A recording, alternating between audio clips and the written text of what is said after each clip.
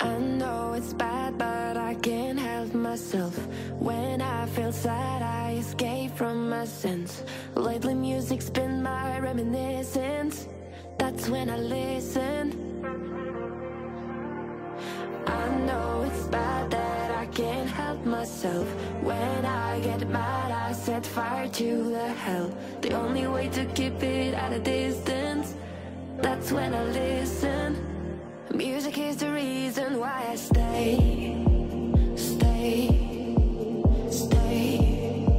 A cheering melody will fix a melancholic heart. The music is the reason, the music is the reason why I stay.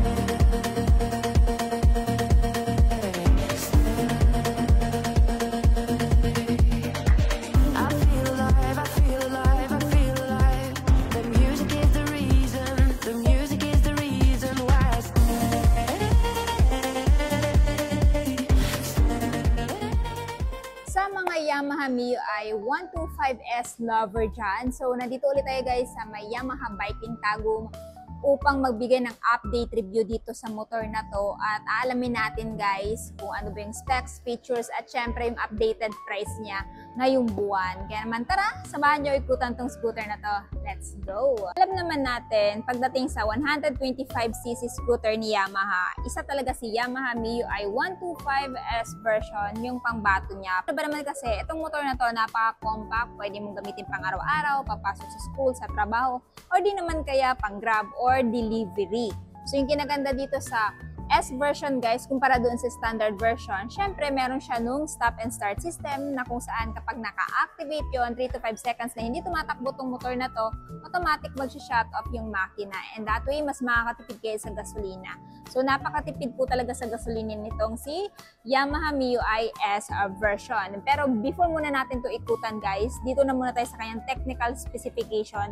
Of course, this scooter is still powered by 125cc, air-cooled 4-stroke, single overhead cam, 2-valve. Tapos, this one guys is still merong lakas na 7.0 kilowatts at 8,000 RPM. Max torque naman is 9.6 Nm at 5,500 RPM.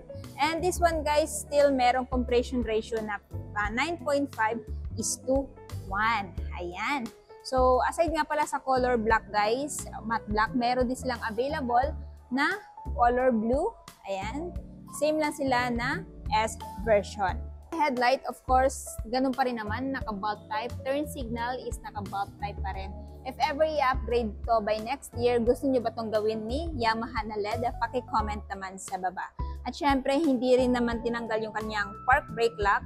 Na kapag naka-activate to, eto, sa mga incline na lugar, makakaasa ka na hindi na dadaos-dos tong scooter na to. Tapos, sinamahan pa ng minimalist na decals na kung saan perfect yung color combo niya na para siyang bronze, matte black, pati dito. Tapos, meron siyang emblem dito na Mio. So, malalaman mo talaga yung pagkakaiba ng S at saka dun sa standard version. Tapos dito, sa front wheel, telescopic pa rin naman yung gamit. Single disc, single path. And then, sa tire, of course, 70/90/14. Sa mga nagtatanong tubeless na ba? Well, still naka-tube type pa rin. So, if ever i-upgrade to by next year, gusto nyo ba itong i-upgrade ni Yamaha ng tubeless? Paki-comment na rin sa baba. And then, dito guys, still, ganun pa rin naman. Yung style or design niya, wala pa rin naman pinagkaiba. So, napaka-angas din ang forma niya dito sa side. Napaka-sharp. And for me, napakaganda, napaka-slick, and talagang, ayan, nabagay sa forma niya. Sa side naman, ito yung itsura niya sa side profile, guys. Wala namang pinagkaiba, same pa rin ang gaya dati. Yung nagustuhan ko talaga sa kanya, guys, is yung color combination niya. Napakalinis kasi tingnan kung plain lang talaga yung kulay ng isang motor. So, nandito yung kanyang stop and start system na nabanggit ko kanina. Kapag naka-activate yan, mas makakatipid kayo sa gasolina. Electric start, ayan. Ito yung kanyang high beam, low beam, turn signal, horn. Dashboard is analog. So, ayan guys, nagkaroon ako ng motor na Yamaha MIUI 125 at talagang napakatipid talaga niya sa gasolina. Tapos, ito yung kanyang ignition. So, mechanical key pa rin yung gamit. Dito bubukas yung under seat. So, yung under seat niya guys, yan. So, pwede na kayo maglagay dito ng raincoats, papers ng motor, tapos nandito na din yung battery niya. So kung idadaan nyo or lusun nyo sa baha-baha, hindi na madaling maabot yung battery niya. Pero kung hindi pa rin enough, pwede kayong maglagay dito ng top box. Tapos pagdating sa fuel tank, nandito guys, meron siyang fuel tank na 4.2 liters. I-times mo yun sa 45 to 48 km per liter, malayo-layo na rin yung mararating nyo gamit itong motor na to. Ayan. So, ito yung kanyang seat guys, naka-two-toned and naka-stitch na din. Sa standard kasi guys, naka-plain lang yung kulay ng seat niya. Tapos, ito yung napakaganda dito guys, meron siyang footboard or gulay board, mapaglagyan ng mga pinamili ninyo. Tapos may utility hook dito. Meron din siyang front pocket dito guys. Medyo malalim dito. Ito namang isa, maliit lang, tsaka shallow. Yan, pwede ka maglagay dito ng coins. And then, pagdating naman dito, ito yung foot peg ng angkas. Metal, tambucho, ganun pa rin naman, plastic yung heat guard, air cooling system niya. Tapos dito, ito yung kanyang tire sa likod. Sa tire size guys is 80 by 90 by 14. Steel, naka-tube type. Tapos naka-monoshock pa rin siya. Ayan, monoshock pa rin yung gamit. Unit swing, suspension, braking system sa likod is drum brake. So hoping tayo by next year baka i-upgrade to, no? Paki-comment naman sa baba kung gusto nyo itong i-upgrade by disc brake. So ito yung kickstart guys, goods na goods, hindi pa rin yan tinanggal kasi usually sa mga scooter ngayon, tinatanggal na yung kickstart. Pero ito kay Mio, steel. And ito pala guys, is carb type pa rin, no? So nandito yung kanyang kickstart, center stand, at saka yung kanyang side stand. So dito naman tayo sa kanyang tail, full assembly pa rin. So ayan guys, naka-bulb type pa rin. So for me, kahit bulb type pa rin yan guys, maliwanag pa rin naman yung buga ng ilaw niyan pagkagabi. Naka-reflector na din para mas visible yung motor nyo kapag nare-reflectan or natatamaan ng ilaw ng kasunod ninyo. Tapos ito yung plate holder. So ayan, and pagdating naman dito sa side profile guys, ito yung itsura niya. O, diba?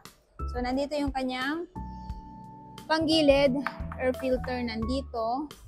At syempre, ayan, equip pa rin siya ng Blue Core. Gives you more power but less fuel. Tapos, syempre, nandito pa rin naman yung pride of ownership niya na Yamaha. So ngayon guys, i-check naman natin yung seat height at saka gano'n ba siya kabigat para malaman din nyo or meron kayong reference kung abot nyo ba at the same time kung kaya nyo ba itong scooter na to.